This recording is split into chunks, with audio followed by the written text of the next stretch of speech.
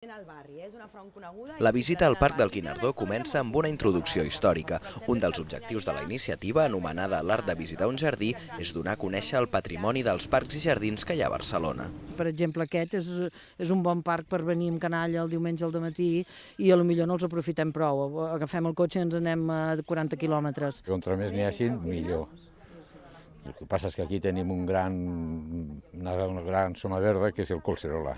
És l'avantatge que tenim. Els assistents d'arreu de la ciutat han descobert el Nen de la Rutlla, l'escultura més emblemàtica del barri, o la Font del Cuento. La Font del Cuento tenia un túnel que quan la guerra també servia com a refugi i vull dir, no ho sabia.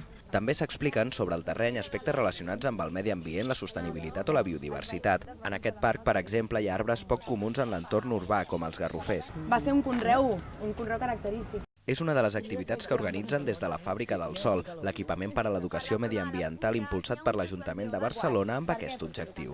Estem acostumats a veure-ho i no li donem el valor que té. Aleshores, el que nosaltres intentem és explicar aquest valor, que la gent s'ho estimi i que la gent es conscienciï. Hi ha una programació de visites com aquesta a tots els barris, a la qual es pot accedir i apuntar-s'hi des de la pàgina web de la Fàbrica del Sol.